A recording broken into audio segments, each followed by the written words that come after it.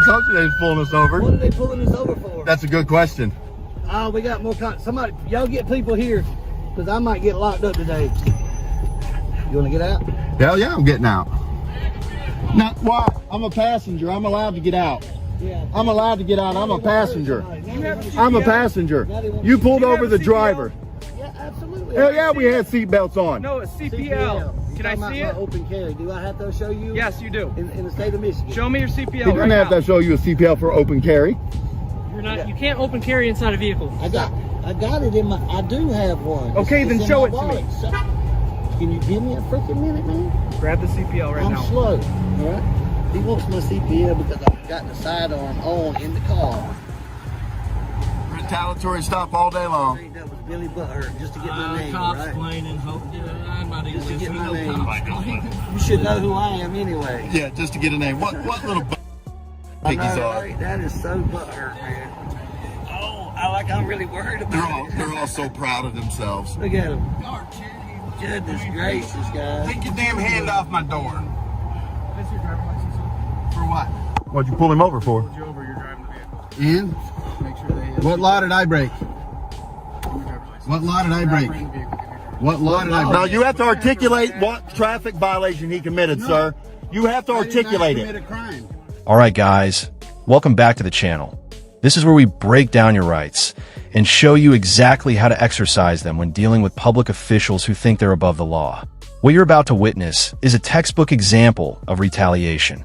Multiple officers, egos bruised, and a simple First Amendment activity turning into a full-blown stop. From the very first seconds, you can hear the tension. The activists already know what's coming, and they're right.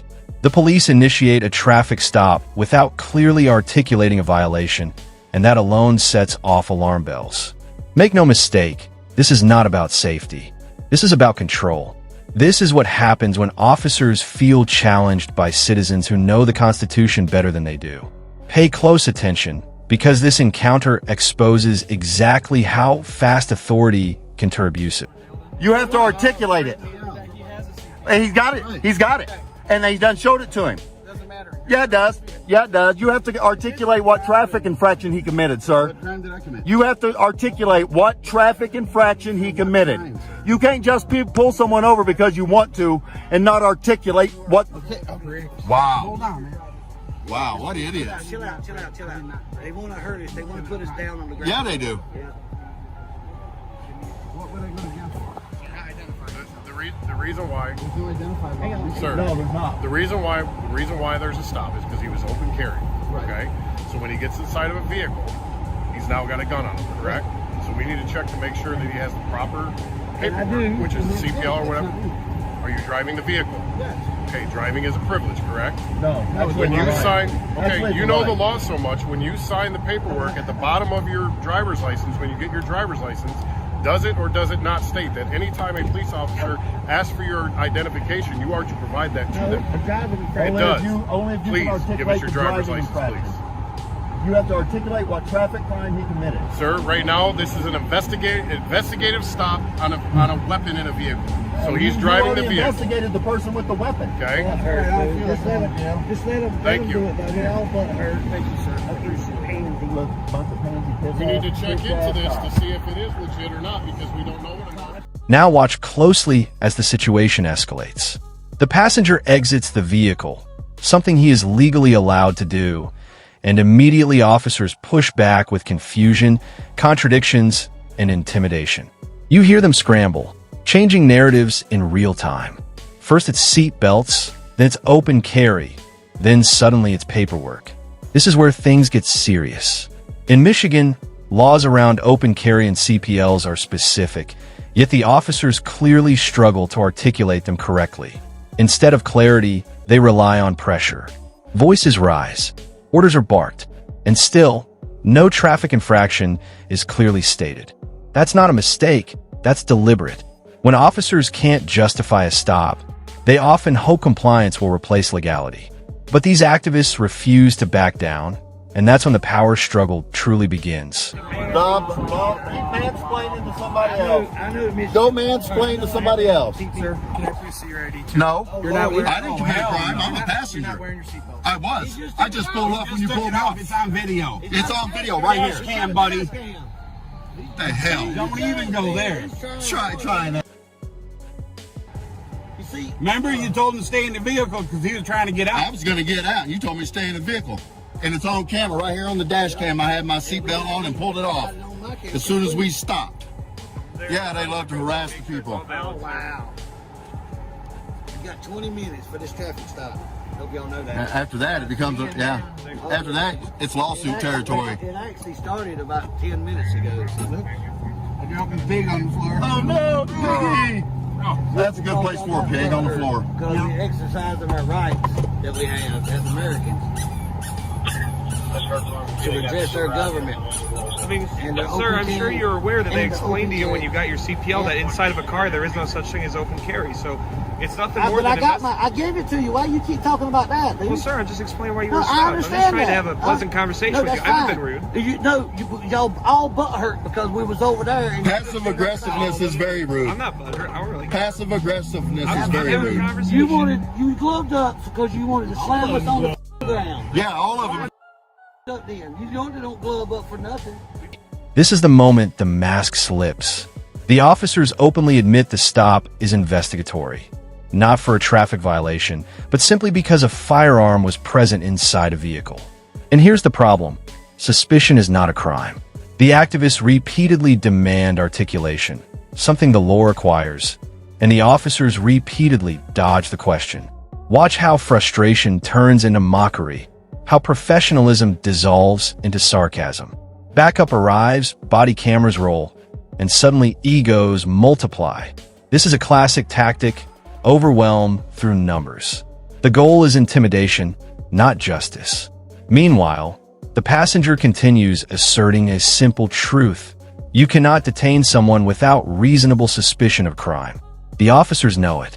They just don't want to admit it on camera. Glove up almost maybe every you don't call. have any. Do you? Glove up almost every call. I doubt it. His must have fell in the. Yeah, you're good. Can I get out now?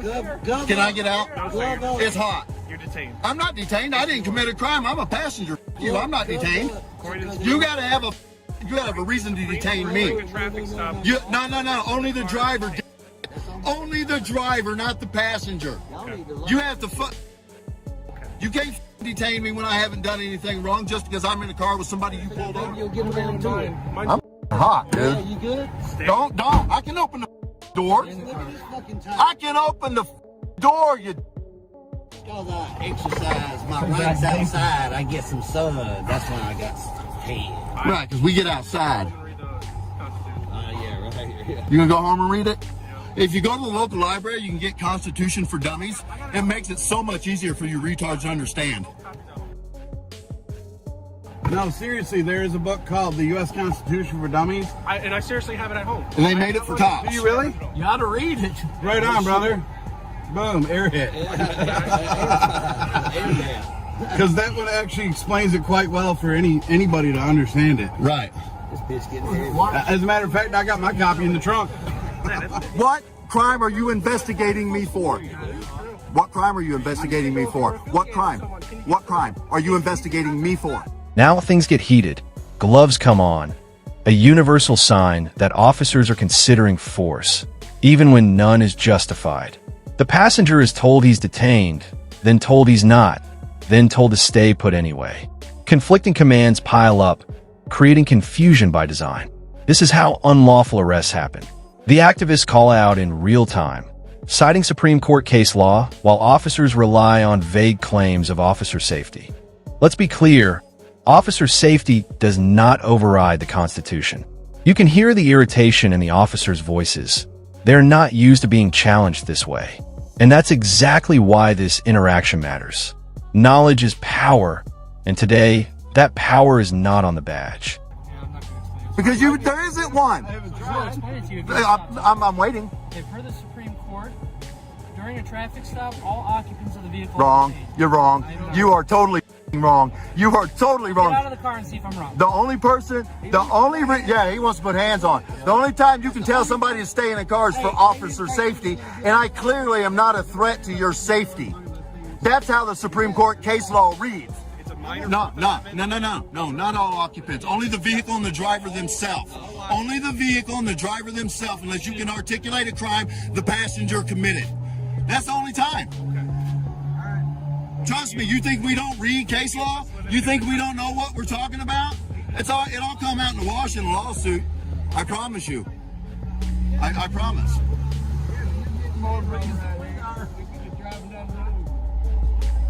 You're getting a hell of a lot more breeze than we are stuck in this car, though. Dude, they think because they read the first line of some case law, they know what case law is. hurt my feelings. They don't read the whole opinion. Right. Are you serious? Yeah. His body can be coming out. Cam backing you with his body cam. That's so cute. That's so cute. Yeah, I hear you. Right? It must be you. Oh man, I hope y'all want all these complaints, man. Oh, complaint! Wow, this is borderline lawsuit here. My attorney will have a ball with this. I'll be calling him. At this point, the stop has gone far beyond reasonable duration. Time matters. Once the purpose of a stop is resolved, detention must end. Anything beyond that enters lawsuit territory. The activists know it, and they say it out loud. This is where arrogance takes over. Officers mock, belittle, and dismiss constitutional arguments rather than address them. The passenger reminds them, calmly but firmly, that only the driver can be compelled to provide identification absent a crime. That statement alone dismantles their position. You can feel the shift. The officers begin posturing instead of enforcing law. This is no longer about investigation. It's about saving face in front of cameras. Tomorrow.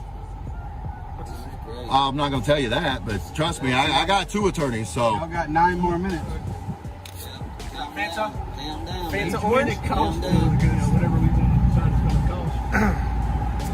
I prefer orange crush personally, but Fanta's pretty good too. Hell yeah. Some Slim Jims, some chips. I'm ready. I'm ready for a day of it. I'm going to go to River Rouge, go to the dispensary, and get some weed next. Oh, don't do that and drive, bro. I'm not driving. Illegal. I'm not driving. I won't smoke it in the vehicle either because that's like open container. I'll make sure I get out somewhere private and smoke it. I know. Trust me, we know the law, guys. We're not dummies.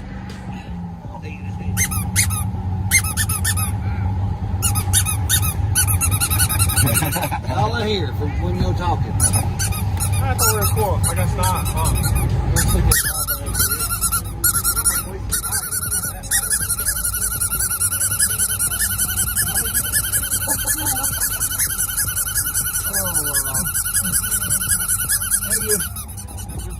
Have a good day. Yourself. Have a good day, douche nozzles. God bless you. Hey, I get Out it. of sunflowers. Hold on. Have a good day, douche nozzles. Don't violate anybody's rights. Y'all make sure you honor your oath to the Constitution. Yes, he absolutely does. But not if you're a sinner. Here's where accountability enters the conversation. Lawsuits are mentioned. Attorneys are named. Complaints are promised. And suddenly, the officer's confidence fades. This always happens. When consequences become real, attitudes change. The activists remain composed, even cracking jokes because they understand something crucial. Fear is what officers rely on most. Without it, unlawful authority collapses. The police cite case law incorrectly, then accuse the activists of misunderstanding it, all while being recorded from multiple angles. This footage will live forever, and they know it. This is the sound of power slipping away.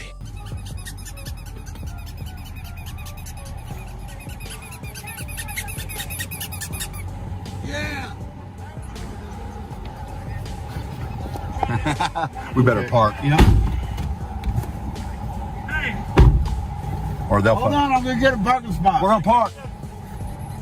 And just like that, it's over. The officers disengage, insults fly, and the activists drive away, rights intact. But the lesson doesn't end here. The narrator reminds you of the truth most people don't want to hear. Police are legally allowed to lie. They will issue unlawful orders to test your knowledge and your fear. That's why knowing your rights is non-negotiable.